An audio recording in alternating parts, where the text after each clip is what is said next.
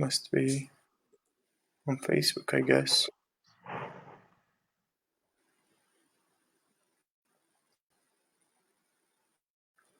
Yes, here it is on Facebook.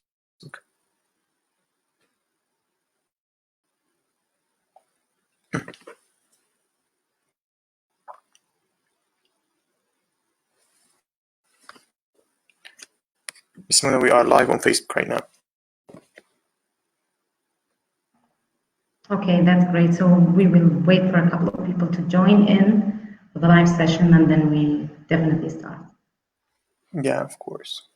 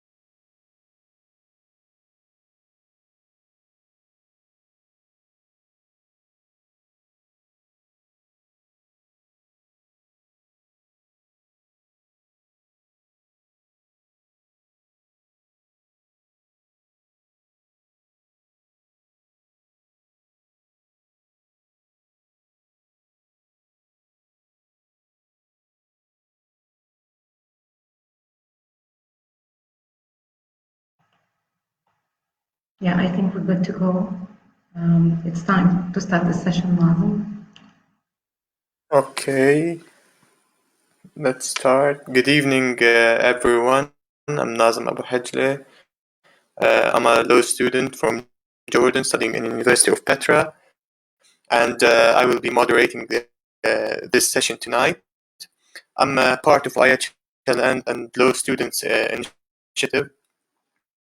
IHL and Law Students is a voluntary initiative on non-profit social media sites that was established in 2018 to develop the legal skills of students and researchers in three branches of public international law, namely international humanitarian law, international human rights law, and international criminal law, by providing wide open spaces to enhance the legal culture of students and researchers, looking to work within the international community by opening the door for members of the group to communicate with experts in the above-mentioned branches of law, through discussions that the group launches with experts in the field of international law, or through information that is published on ongoing basis that targets topics international humanitarian law, or also through opportunities provided by the group to its members. The Chevening Scholarship is an international scholarship scheme which enables students with leadership qualities from over 160 countries and territories to undertake postgraduate study or courses in universities in the United Kingdom. And today I will let you with Miss Muna Siwi. She is a Chevening Scholarship alumni. She has received her scholarship in 2015 and obtained a master's degree in international law from the University of Hull in 2016. Currently, she is working as a legal advisor at the International Committee of the Red Cross in Libya mission. And she also has a bachelor's degree in English language and a master's degree in applied linguistics. Can you hear me well, everyone?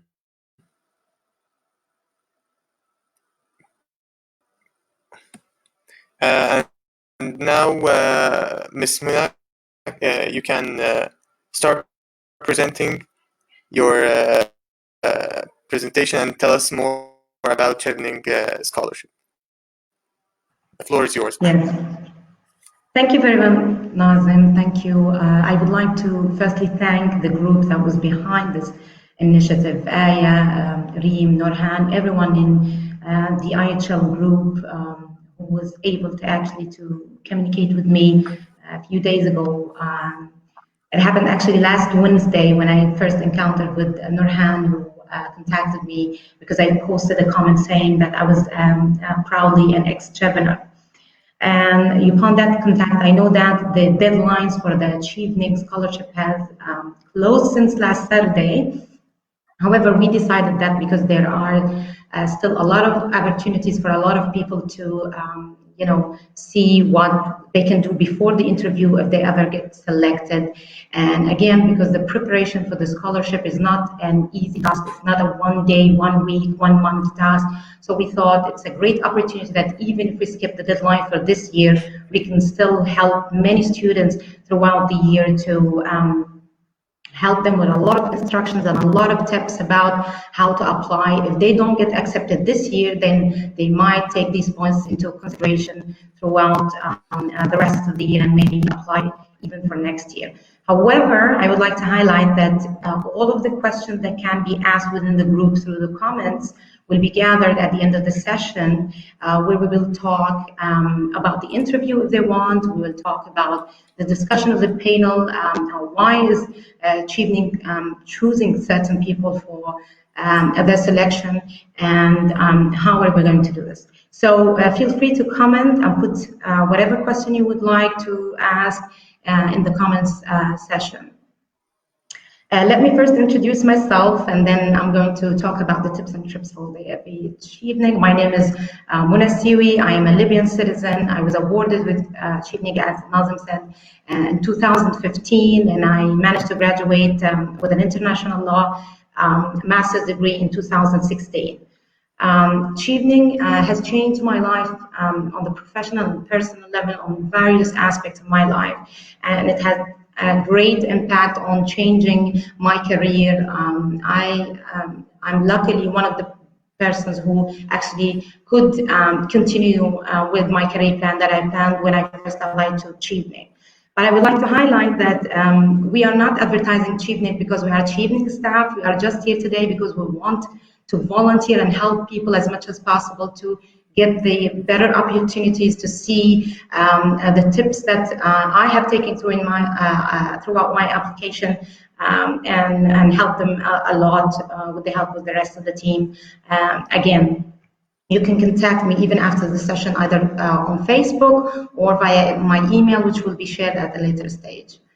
A few tips before I start my presentation is to say, first of all, this session is not for a Chevening fellowship.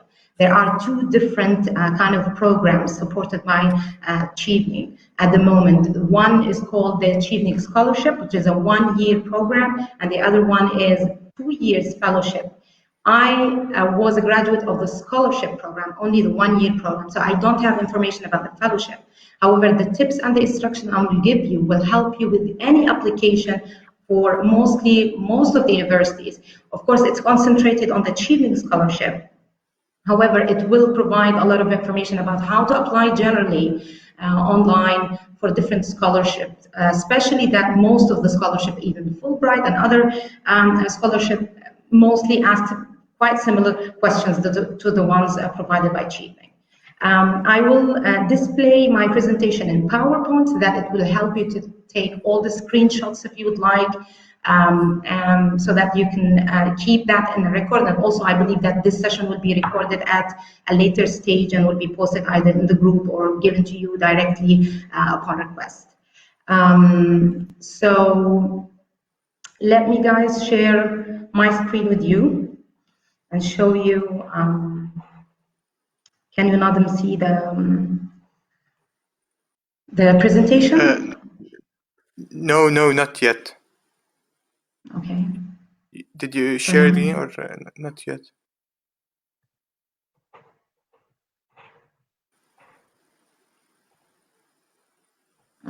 Just a second. It might take a few moments to. Okay. So here we go. Can you see it now? Yes. Okay, great. So Chevening Scholarship is a scholarship that is designed for a specific countries. It is funded by the UK Commonwealth, and as you know, this scholarship will equip you with educational credentials from one of the best of the UK's universities, or generally any UK university in one of the courses of your selection. Chevening Scholarship is designed for highly potential kind of leaders, people who are able to network and lead. And that's why in the application of Chevening, you have specific questions about the skills, the courses, the experience, the background that you have gained throughout the years. The application for the scholarship opens in August of every year and closes in November. So the last deadline, as you remember, was in 7th of November of this year, last Saturday. However, during the time where we are talking now, a group of people is actually reviewing applications that have been submitted since August until 7th of November. The interviews will start most probably between March and February, when many of the candidates will receive information that they have been accepted in the Chevening Scholarship. Now, in order to be able to actually continue with the application on the website, which I will talk about in details, the first thing they have to know that there are certain criteria for the acceptance. Not any student can actually simply apply for Chevening Scholarship. First of all, you have to be a citizen of a Chevening eligible country. So people from, say, for example, Central Europe, West of Europe, or the two Americas or Australia cannot apply for Chevening. Citizens of these countries cannot apply for Chevening. Chevening is designed mostly for students in the Middle East, in the African countries, in the Asian parts of the country. I mean, generally it is designed for the Middle East and Africa, and mostly Asia. So it is very essential to understand that, unfortunately, if you are a refugee of one of the Central or West or America's countries or Australia, you will not be able to apply as a refugee to the Chevening Scholarship. However, I don't have enough information from the website of whether if you are in the process of seeking asylum, so you haven't been granted your refugee status, that you can apply or not. However, I would encourage everyone to actually go and try and apply. The second eligibility criteria, kind of a standard, is returning to your home country by the end of your program. So you actually need to sign a paper if you get granted the scholarship that states clearly that by the end of your program, you will need to return to your country. Your visa may be not exactly expiring on the day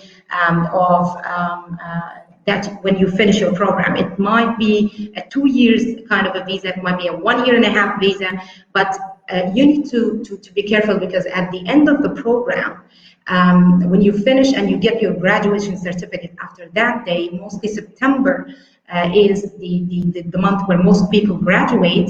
Unfortunately, the fund from Chevening will stop on your graduation or by the end of your program. So even if you decide to stay a few months in the UK after you finish your program, unfortunately, Chevening will not pay for those extra months. It will only pay for the months that you are spending during your studies.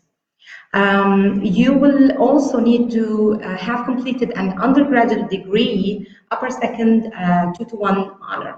And that's almost equivalent to finishing a BA, bachelor degree, in most of the universities with a good average of mostly higher than 70% in your bachelor degree. However, I would say if you have a strong experience in the field where you are applying to, probably you will get a good chance. So even if your average is not really exactly above 70, you may try to apply and then you may get accepted if you are a strong candidate.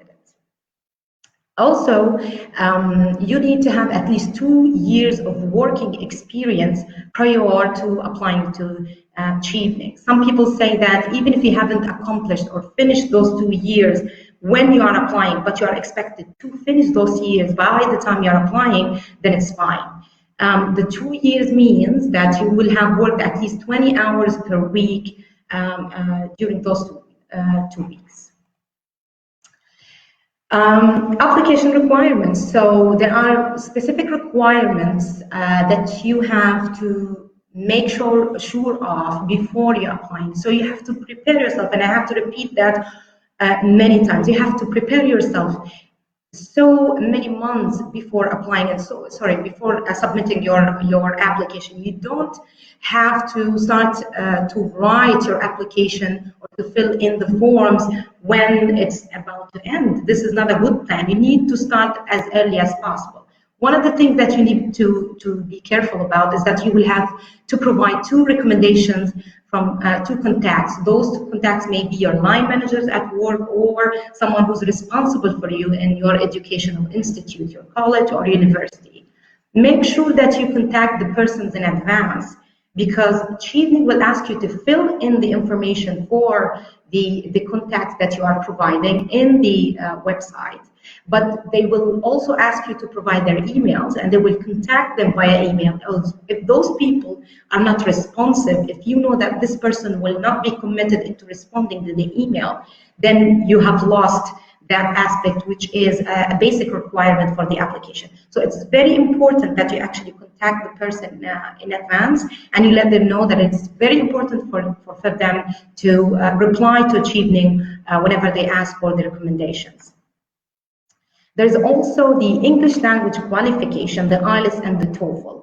And the good news is that starting from this year, Chevening has announced that they have removed that kind of requirement. However, even if you don't have to provide the IELTS or the TOEFL score above 6.5 or 79, 79 to 93 in TOEFL, you will, at the end of the day, still need to get that average. You still need to do the IELTS test, because otherwise you will not get accepted by a UK university. So once you want to apply for Chevening, it's important that you want to get an unconditional offer, an acceptance offer letter from the universities or the courses that you are applying to. And in order to do that, it's a basic requirement to have accomplished or finished the IELTS test with a good score. So don't say because they removed it, I don't need to do the IELTS. No, you need to do the IELTS or the TOEFL anyways and get a high score. In order to be able to get into the final stage of your selection, you will need an unconditional offer from a UK university. This requires a long time of preparation. You know what? What you need to do is to log into the courses of the universities that you want to apply to through the university website. See which course suits you most, and then apply online separately to each of the universities. And this is not an easy process, because you will need to provide a personal statement for all of the applications for the 3 courses for different universities, and each might have different questions from the other university. So it is very important that you start as early as possible to find the 3 courses, even if you are not aiming to apply for Chevening this year, maybe for next year. Why not try starting from April in finding the suitable courses for you in different UK universities and apply through their websites already, because you will need that unconditional offer in order to get approved the Chevening Scholarship. The preparation. It is very important to prepare yourself. So you need to start as early as you can. You need to select, again, 3 courses in 3 UK universities, and you need to start contacting the universities. So it's not about only filling the application. I always say, once you finish applying for the university through the application form provided on their website, you will need to contact the department or the professor responsible for that course. You can find the contact details and the email addresses and the phone numbers in their websites, and it's very easy. They are very responsive. You just email them, you tell them, listen, I am a Chevening candidate. I'm trying to apply for Chevening this year, and I have already filled your application. I need an unconditional offer from your side. I have provided all the documents. Please check my application and send me the offer if possible. And I'm sure that within a very good short frame of time, they will send you back saying that they offered you the conditional offer or the unconditional offer if you've provided all the documents. For the universities, you need to obtain at least, in most of the master's degrees I know, you will need to get at least 6.5 in IELTS and 79 to 93 in TOEFL. So maybe you are lucky enough to find a course in one of the universities that only ask you for an average of 6 in IELTS, and that's a good start. But you need to check carefully the course requirements. So when you look to the website of the university and check the course, tick on the requirements of the course, see what they want exactly, because some of these courses are designed particularly for certain people, for certain averages of IELTS, or maybe for non-European students only, maybe for students of certain specializations. So you need to make sure that the course is providing all of the standards that are being met by your qualification. You need to work on editing your answers to the 4 questions. And I will be honest with you, today we cannot cover all of the aspects for the Chevening Scholarship. So my focus will be on the 4 questions that are giving a hard time for a lot of students. But I will tell you this, the first time I applied, I wasn't accepted in Chevening. The second time I applied, I wasn't accepted in Chevening. The third time I applied, I was accepted. And you know why? Because the first time I did it very rapidly, very quickly, and I just drafted some essays without any previous knowledge of what I should write. But when I started editing the answers and the essays, things started to change and I started to improve. So it requires a lot of editing to your answers to the 4 questions in order to be able to get into Chevening. The selection of the 3 courses. First of all, you need to find your course in the Chevening website.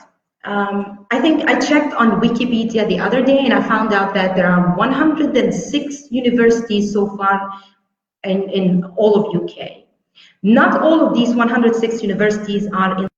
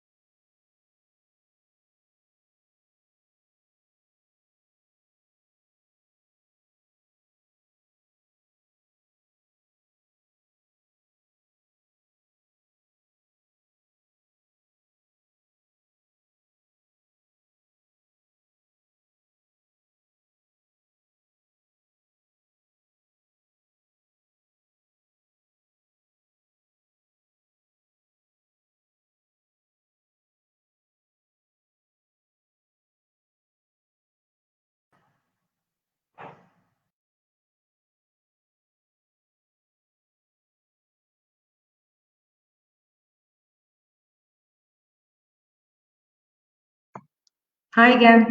Sorry, I think something was It's wrong. okay. Yeah.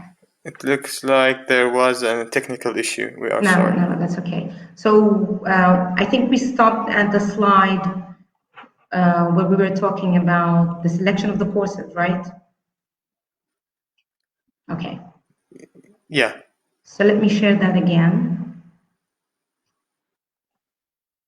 sure. Okay, can you see it? Here it is. I hope everyone can see it. Yes, So yes, we again, can you see need it. to find your course in Chevening website. So the Chevening website will ask you to choose from a drop-down kind of a bar where you have to select one of the UK universities. Maybe the course you're applying to is not in the drop-down list. Now, I'm not going to say that if you get an unconditional offer from one of the universities that are not in the Chevening website, you will not get granted. But it's always good to stay in the safe side and to know that the university you are trying to approach is a university that is already in contact with Chevening. This way, once you apply to the university or to the course, they would know what you are talking about when you say, I am a Chevening candidate or a Chevening applicant.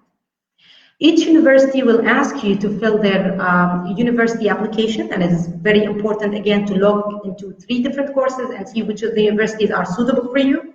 Select the course titles within your major or experience and don't choose completely different courses. Now, there is no rule in Chevening that says you need to find identical courses, but it doesn't make sense if you want to apply to 3 completely different sources. Say, for example, your experience is in the law of war, like myself, in the law in the international humanitarian law, and you want to do a master's degree in international law, but then your experience is about the law of war, but you are applying for the law of the sea or something else, commercial law.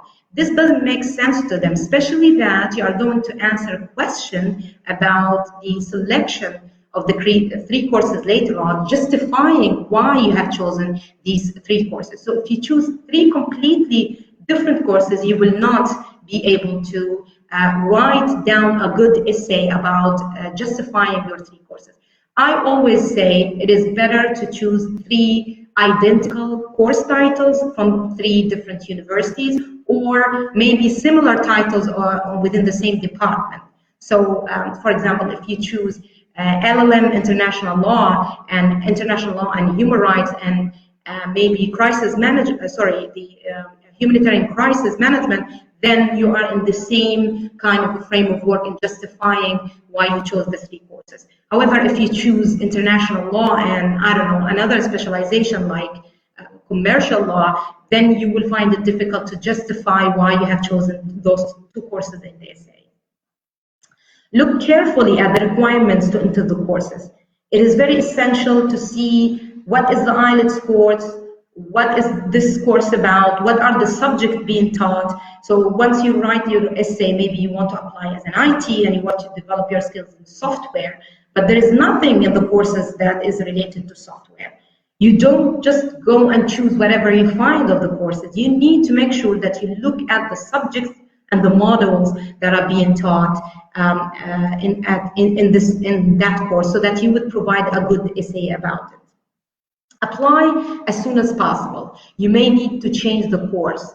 Not all of the universities will give you conditional offers or unconditional offers. Some of the universities will be so busy, others will have a lot of applications, some would not respond in time, others would refuse to accept your application because you have a huge number of applications in that year and they already have a sufficient number. So maybe during the course, even after the deadline, you may consider changing the course. And that's why when you search the courses, don't search in 3 universities only. Make yourself a variety of different courses so that you can, at a later stage, if you decide to change one of the courses or one of the universities, you have enough time. Chevening will not pay for the application fees for the university, and be careful. I'm not talking about when you get granted the application. Of course, Chevening will pay all of the fund for your studies in the UK, but they will not pay things that are required from you before you get granted the scholarship. So if the application for the University of, I don't know, X requires you to pay £50 in advance, that £50 would not be paid to you by Chevening because you haven't been accepted yet. So whatever Chevening is going to pay you will pay you at a later stage after you have accomplished and you have been granted the scholarship. The experience part is very important. The experience part would include a lot of information. You have a full form that will ask you about whatever field of work you have worked in, the skills, the courses, the full-time and the part-time job. List whatever job you have done. The more hours you have worked, the more experience you have. So if you have worked full-time or part-time, if you had obtained any kind of courses, maybe for English language, maybe for presentation techniques, maybe for communication and media, maybe in your specialization, even outside of your specialization, not necessarily related to the field of your study or work, still you need to add those not in the essays, but in the application, in the part that is related to your experience of work. The 4 essays. So we came to a point. So you finished your application, the first part, you filled your profile information, your name, your family, your relatives, any healthcare issues, maybe your experience, your education, how many universities you went to, etc. Then you come to the tough part. The tough part is the 4 questions. And I get like hundreds of inquiries every year from different students who are asking me about how to answer these 4 essays. And let me tell you, the first time I answered these questions, my answers were unbelievable. I look back at them and I'm like, how did I even write those? So you need to be careful to have given yourself enough time in reading the essays, your essays, which I will tell you how to write them, but also edit them multiple times. So the 4 questions will be about 4 skills or 4 requirements. The first question will be about leadership, the second will be about networking, the third about the selection of the courses, and the 4th about the future plans. The first question, the leadership. The question, and I put the question here with some red words so that you will take care of looking at every word in the question.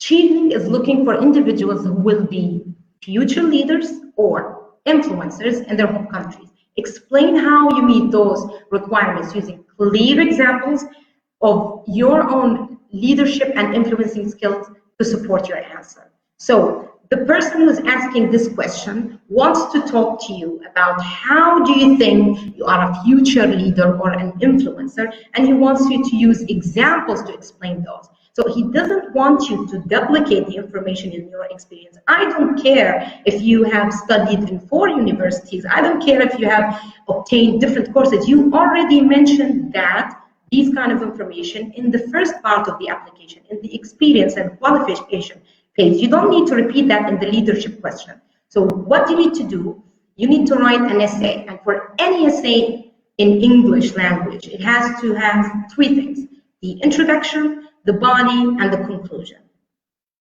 In the introduction part, because you have a total let's say, a total average of from 100 to 500 words for this question. You have to be careful. You don't go below 250 words and you don't exceed 500 words. You don't want them to get bored because they have so many applications to read, and you don't want them to see it and say, wow, this is too short. I can't understand what this person is trying to say. So you have to be in an average between 300 words to 500 words. And I can tell you, when I applied and got accepted, I remember that all of my questions were between 400 to 500 words for all of the questions.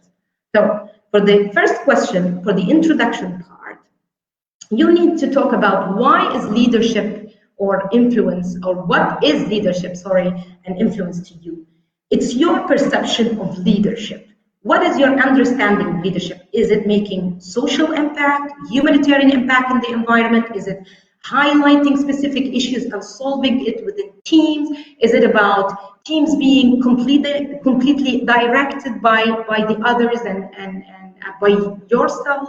So you need to define what is leadership to you. Is it being bossy? Is it being able to exchange benefit with other companies if you are aiming to establish a company by the end of your course? So you need to exactly define leadership to you. What does it mean to you exactly?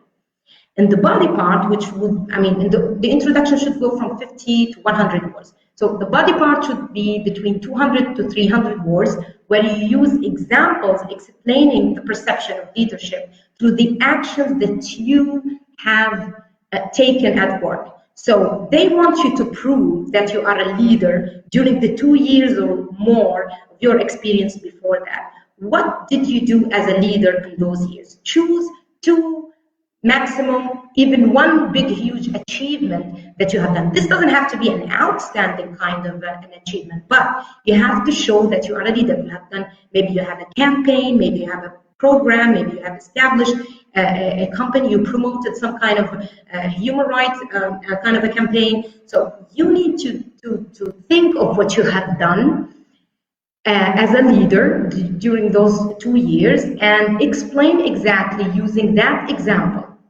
We always use the CAR technique. The CAR technique stands for context, action, and results. So you will need to explain what was the context, what was the problem or the issue that you were trying to tackle with your leadership ability. What actions did you take as a leader, and what are the results, the impact that you left because you were a leader of that program? So say that, for example, you have helped displaced people in a specific campaign. You gathered money for a lot of displaced people. So what was the problem? The problem was that there were displaced people in a certain area and they didn't have access to money. What did you do? So I created a team, I established a Facebook page, I gathered money.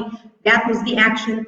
You led the tasks and the responsibilities of other team members, you used your network, and then the result was that you gave that fund and you helped the displaced people find maybe shelter, maybe have food, maybe have essentials of life. So you have to find a project or something that you have done as a leader, create the context, talk about the context, the problem that you were trying to solve, the action you have taken as a leader, and of course the result you achieved. The conclusion, many people just rephrase what they wrote in the introduction. So they would say again, so leadership for me is, communicating with people and being able to network massively. Other people believe that leadership is about leaving humanitarian impact in the environment and changing the lives of others. So you can summarize that again, but I would always say that in the conclusion, start linking the concepts you brought in the introduction and the examples you brought in your action. Be careful. Never describe yourself as a leader. Instead, talk about the actions to prove that you are a potential leader to the leader. So it's simply saying, you don't say, I am a leader, I am a perfect person, I am bossy, I am good with teams, I divide tasks. You don't talk about yourself like that. You need to prove that in the example. You show them what kind of task did you give to the team so that the team could implement. What kind of facilitation did you give? So you don't actually sell yourself, you sell the product of leadership in that action. The second question is about networking. So Chevening is looking for individuals with strong professional relationship building. so networking, and who will engage in the Chevening community, influence and lead others in the chosen profession.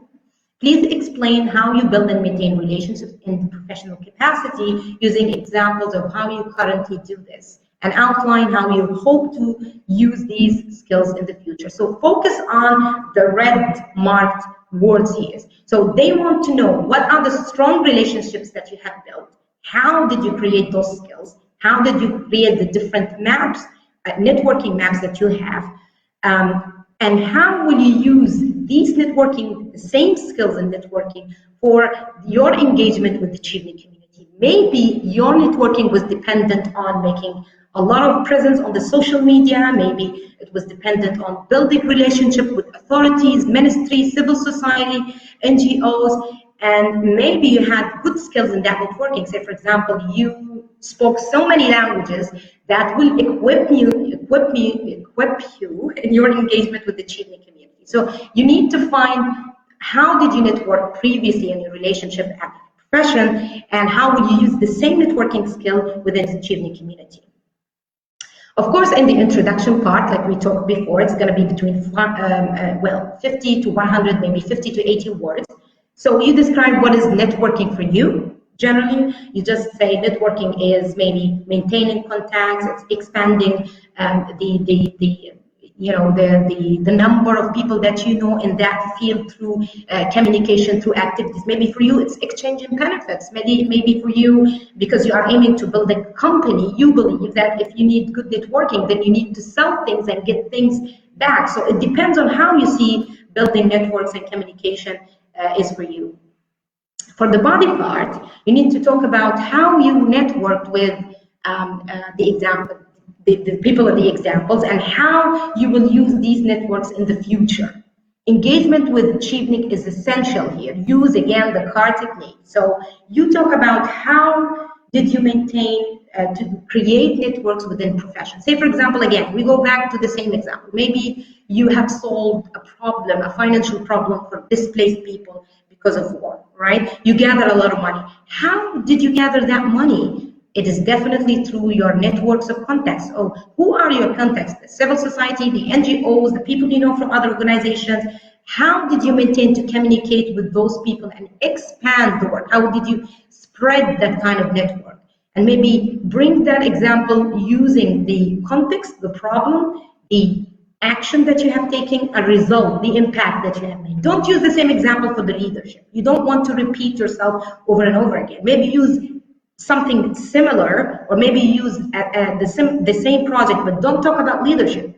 Networking is different from leadership. So you need to say that, well, the context was that displaced people did not have any contact with any civil society organization or charity organization. Your action was that you gathered the phone contact details for those active NGOs to gather the money, and the result was that you built a great network of those people who actually helped you in the implementation of the project.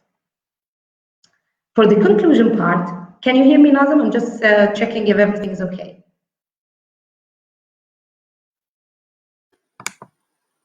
Can you hear me?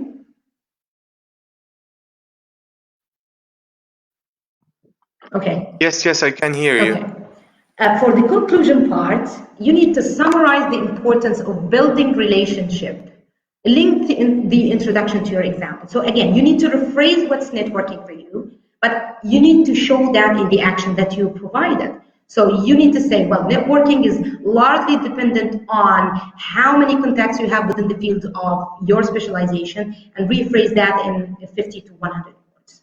So in this part, in the networking part, don't ever tell Chevening who you know. Tell them how you know them. So don't tell them, I know ministries, I know Anwar civil society organization, I know the, Red Cross organization in Spain. They don't want to know these people. Why are you putting a lot of words, losing words into explaining who are these people? No, you need to tell them generally that you contacted civil society. For example, maybe you mentioned one example like the Libyan Red Crescent Society or whatever, and how you maintain and establish those contacts. Focus on using tools for networking rather than the actual people that you know. Don't forget that the results must be included in the examples.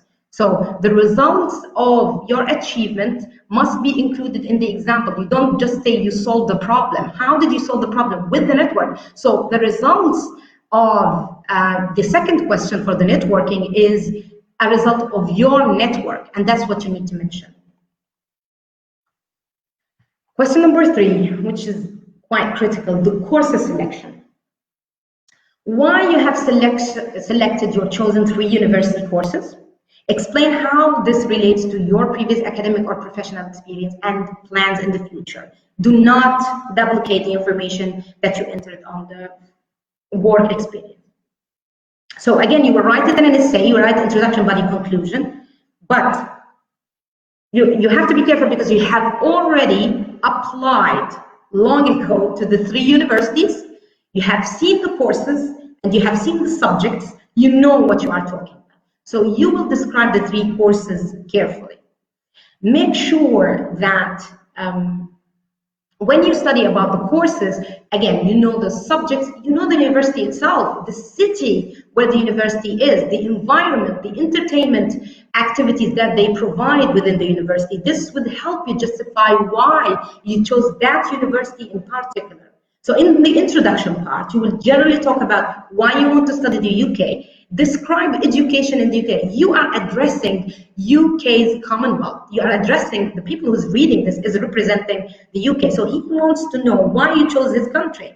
So in the introduction part, talk about education generally in the UK, how education is great, how education in the UK is becoming an international kind of destination for many students around the world, that the UK universities provide courses that are not back home in your country, and maybe specialization you are applying for is not there back in your country. For example, I would say forensic science. We don't have forensic science or a specific genetic specialization in my country, in Libya. So that's why if people is applying for forensic science, they should say in the introduction, education in system in the UK is amazing, and also you should explain that forensic science, for example, is one of the fields that you cannot find back home.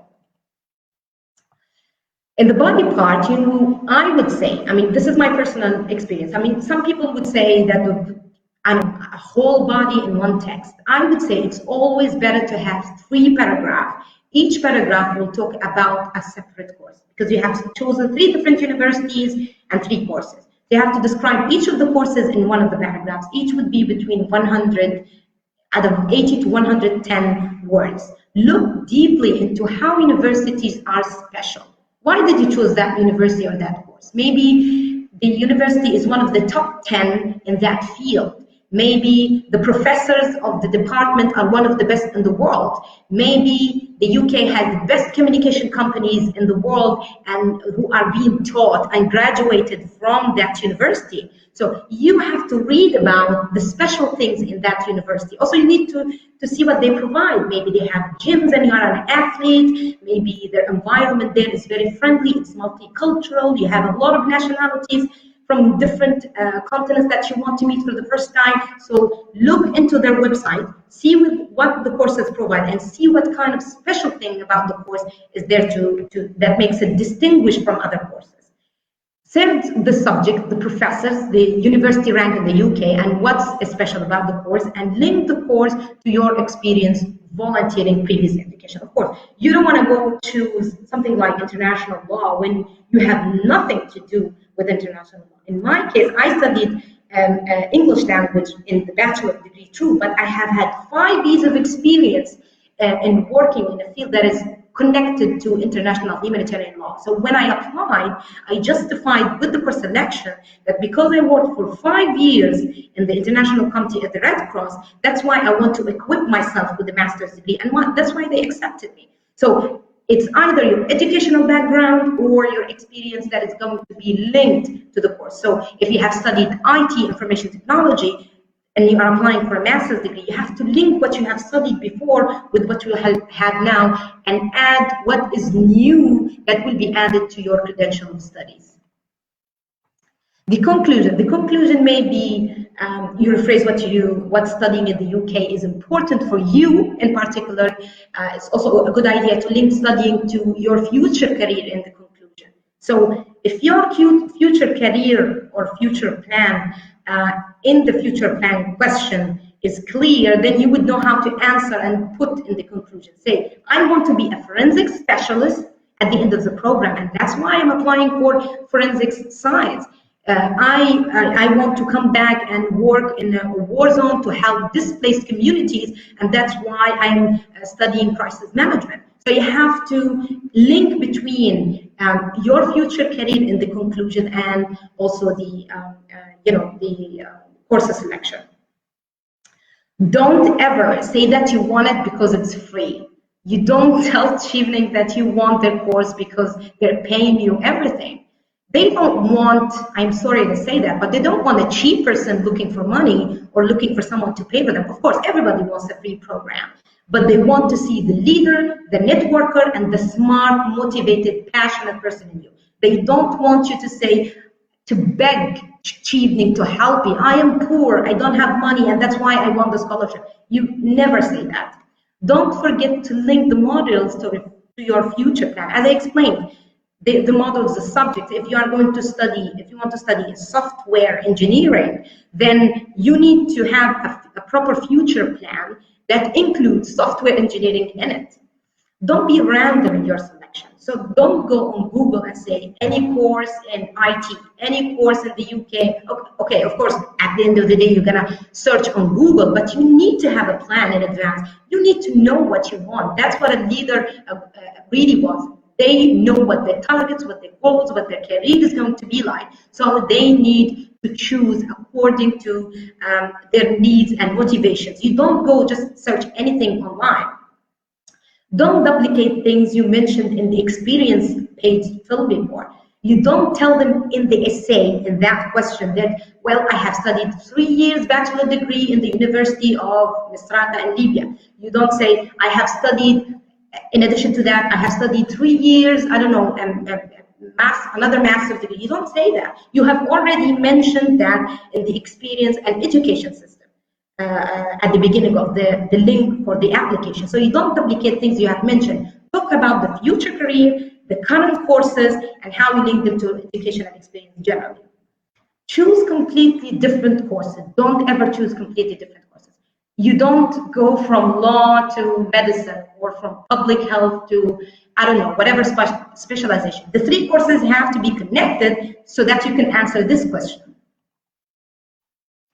Question number 4, Chevening is looking for individuals who have a clear post-study career plan. Please outline your immediate plans, that's a short-term plan, number 1, and the long-term career goals. You may wish to consider how these relate to what the UK government is doing in your country. So it's very important to read the question and answer according to that question. So the clear postgraduate plan upon arrival is mostly what you are going to do immediately after you come back from the UK. What is the project going to be like? What is your career is going to be like? Where are you applying? What are you going to work? So if you have studied forensics, maybe you would say, as soon as I'm coming back, I need to work as an officer in the Ministry of Missing to investigate the death of so many missing people who are lost and unsolved cases because nobody knows the whereabouts of them. So you are using that for your immediate access. So you come back, you know that you are going to study in that field.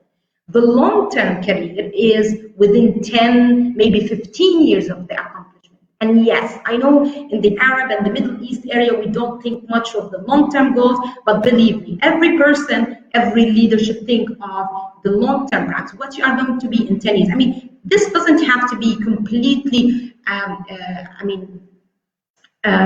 what you have in your hands at the moment. It can be something that you really motivated to do in 10 years. You don't know, of course, what you are going to do in 10 years, but you want to do that. You want to achieve that goal. In the introduction part, so again, we have an essay, 100 to 500 words. In the introduction part, you write from 50 to 100 words. You talk generally about the importance of goals and planning. So Chevening is looking for people who are very organized, who know what they want. So you need to mention what is goals and planning for you. Why is this important for any leader generally? And then maybe you need to also talk about how these plans are important for the career making and the leadership. So you talk generally about how you see accomplishing goals. In the body part, this can include an explanation of both the short term, maybe in one paragraph, and the long term, the ones you are going to do in 10 years in another paragraph.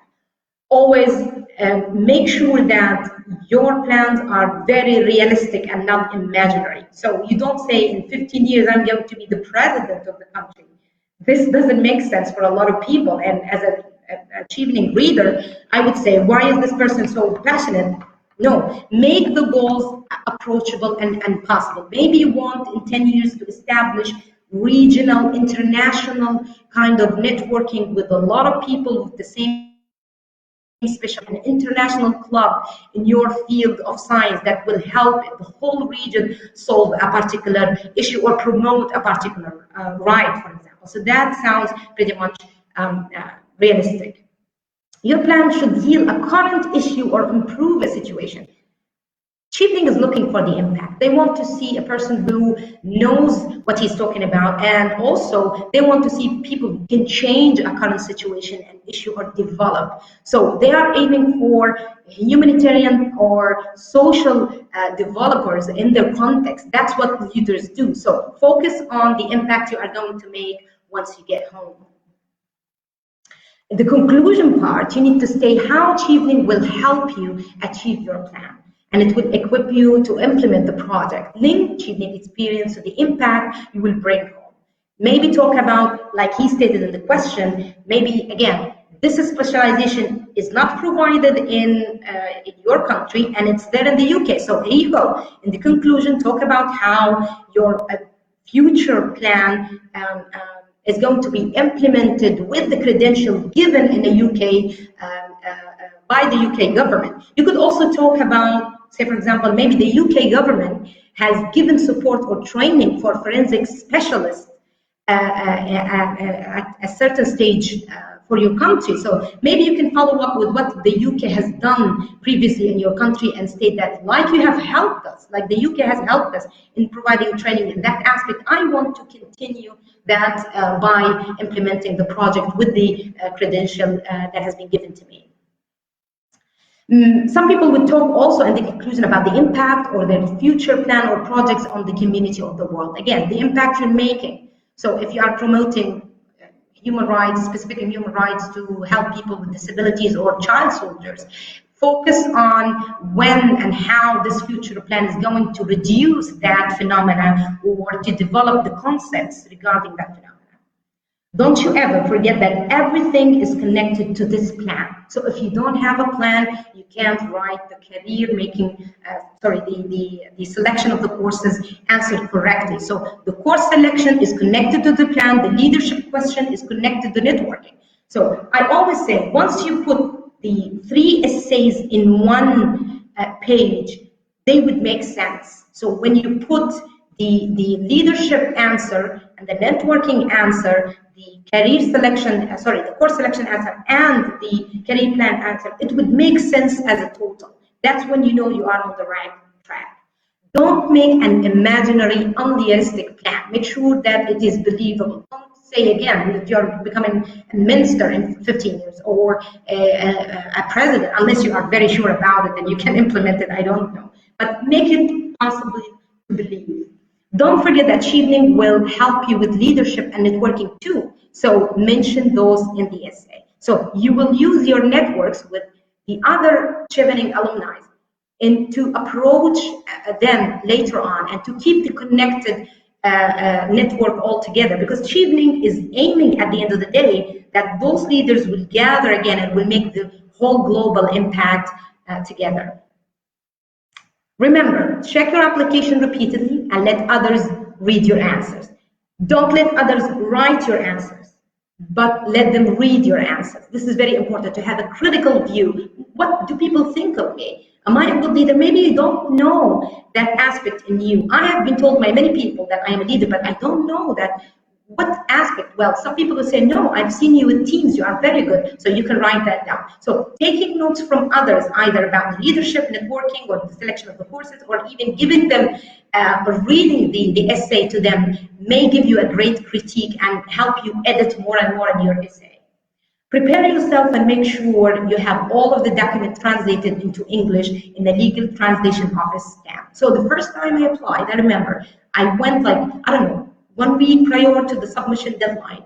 And I said to the translator, I need to translate those. You know what he told me? He told me, I'm sorry, I have many documents and I will not be finished in a week. So you need to start from now translating all of the official documents in the English language and have it stamped in a legal advisor office. It is not, sorry, in a legal translation office. It is not to be translated by you. You don't translate. The others will translate unless you work in a translation office, of course.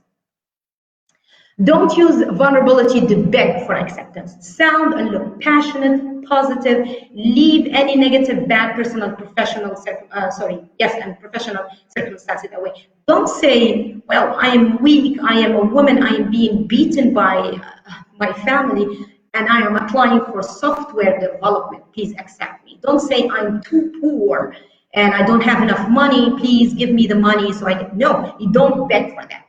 Chevening is looking for really, really strong professional leaders. They want you to be smart, motivated, positive, you know your goals, you're organized. They want you to be strong in your application. Apply over and over again. If you don't get accepted 1 year, of course you can do it again. Of course. Actually, I have been refused 2 times by Chevening, and then I got accepted the 3rd year because my application wasn't exactly what they wanted. I didn't have any guidance at the time. So my advice, if you don't get accepted this year, try again next year. And of course, why not? But don't use the exact same application that you used before. If you haven't been accepted because of the previous application, why would you repeat the same application again? You need to work on that essay, improve it, change it, show it to the others. So that's the end of the session. I know there are so many questions to be asked, Nazim, at the moment by some of the participants. I can't look. All I can see at the moment is the PowerPoint, to be honest. Can you hear me, Nazim?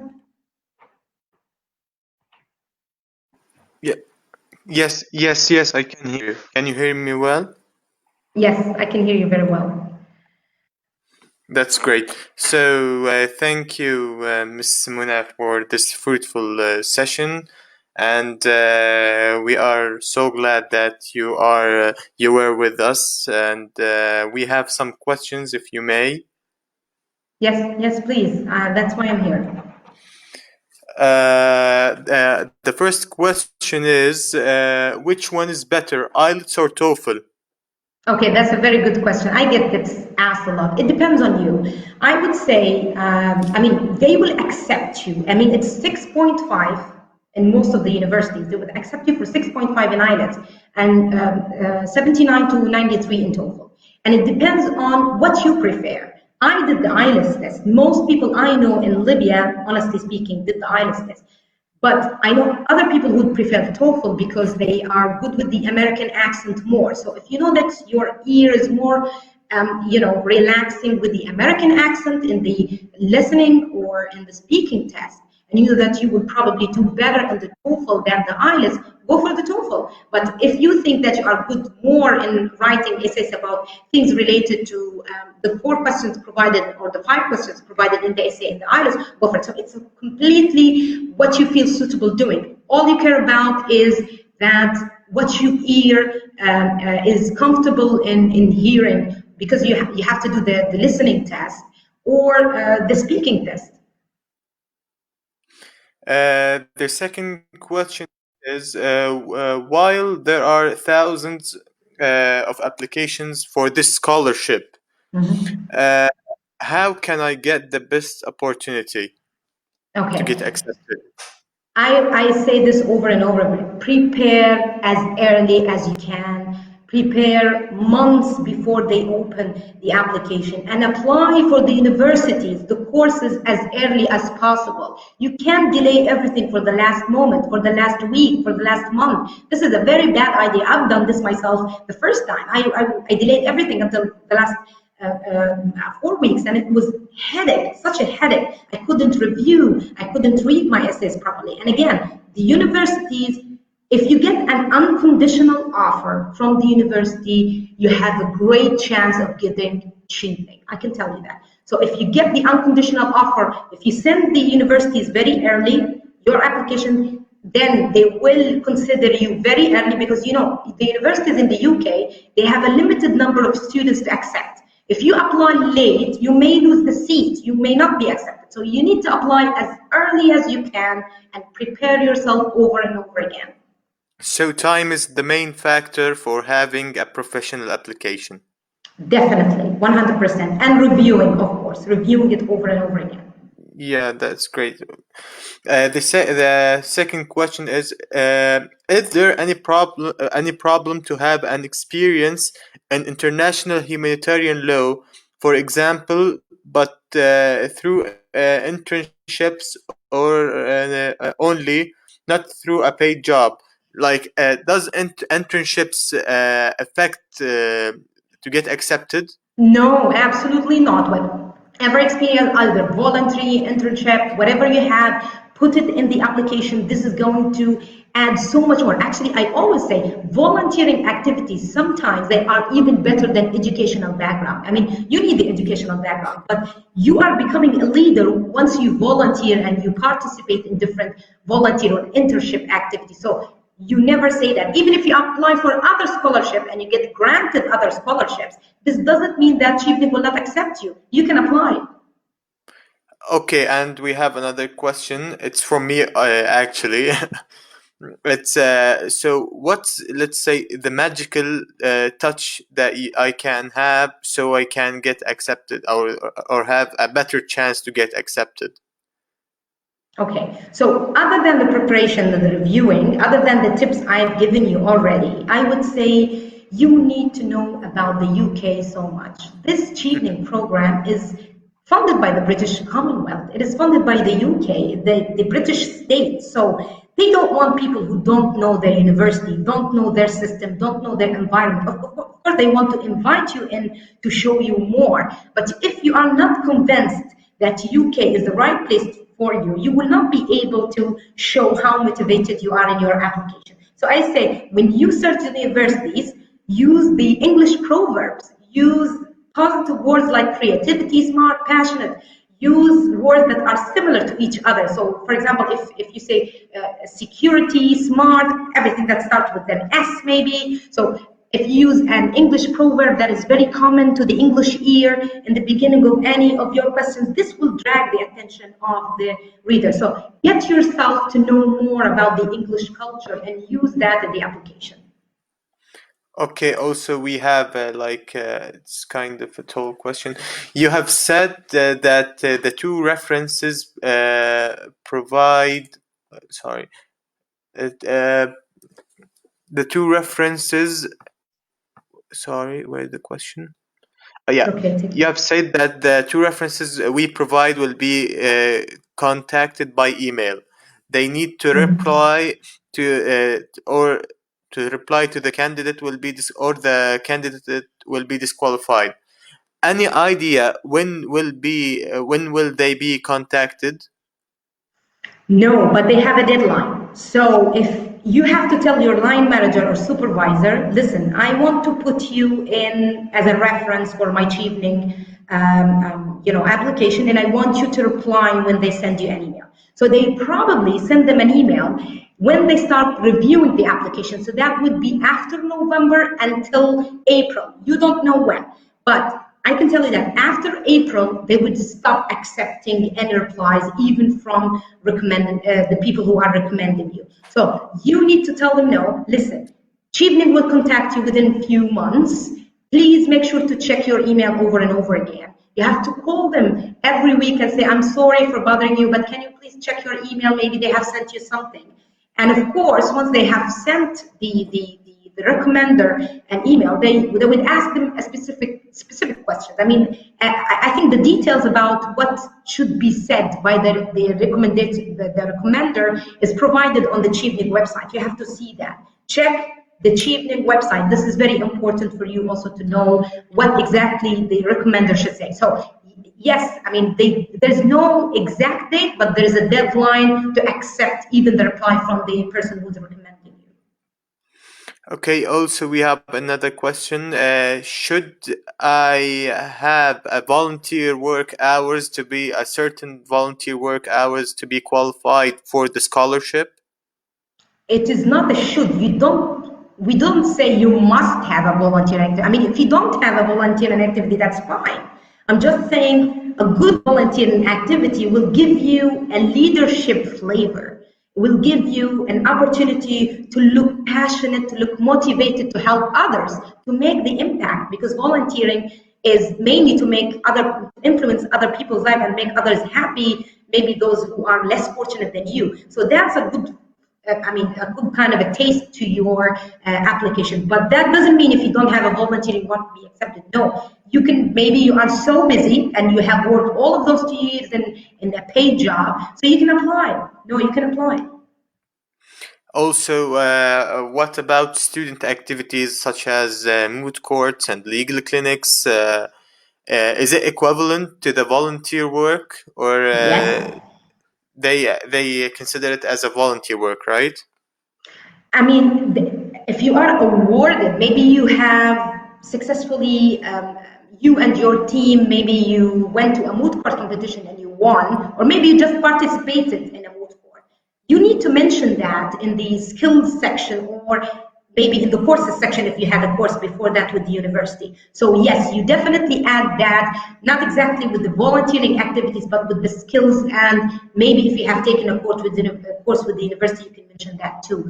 If you don't have enough space in the courses section or the skills section, you can add it to the volunteering activity. Say it's non-profitable because you didn't have money for it. So it goes along with those activities, yes. So non-profit activities are so important in the applications. They are very important, but I wouldn't say they would refuse you if you don't have them. You still can be accepted if you don't have any volunteering activities. That's great. That's great. I would like to thank you again, Ms. Muna Siwi, for being with us today. And I would like to apologize for the technical issue that I had firstly. Thank you again, Ms. Muna, and we would like, as IHL and Law Students Initiative, to thank you, and Nazim in person also. Thank you very much. Thank you very much for your time. I thank everyone behind the screen today. I thank you, Nazim. I thank Nurhan and Dream and the IHL Law Students Group. This is a great initiative. I'm very sorry for the Arabic-speaking people, because what I can tell you is 2 things. I forgot to mention that at the beginning. We did this session in English for 2 reasons. The first reason is that because this is a live streaming that is not going to be only on Facebook, but probably on other apps, probably many people from non-Arabic speaking countries will be watching it. So people speaking Urdu from Afghanistan, Pakistan, India, I don't know. Maybe some people will be benefiting from it. So we didn't want to do it in Arabic only. Secondly, because if you can't understand my language today, you probably need to study English more, because you will not be able to study in the UK. So today we did this session in English for those who can apply with the application, can write an essay, and can understand me. So if they can't understand me, I'm very sorry for that. Maybe we can organize another session in Arabic if some people prefer. If my language is not clear, excuse me for that. But generally speaking, I know behind the screen there are so many future Cheveners. I did this for nothing. I did it just to help the others, get enough chance to have enough chance to read more about the Chevening and to apply and to succeed. So thank you very much behind the screen. Thank you very much, Nazim, for this great session, and I hope I can see you soon. Just to say, for everyone is asking about how to contact Miss Muna, we will be sharing her email on and her social media accounts on Facebook on post later on. Thank you all for being with us today, and thank you again, Ms. Muna. And we hope to see you again soon, everyone, in different sessions and meetings with another opportunities and another fruitful sessions that will help you in your career and your studies. And thank you all. Thank you. Thank you. I wish you all the best of luck. Thank you very much. Thank you. Good luck. Goodbye. Bye bye.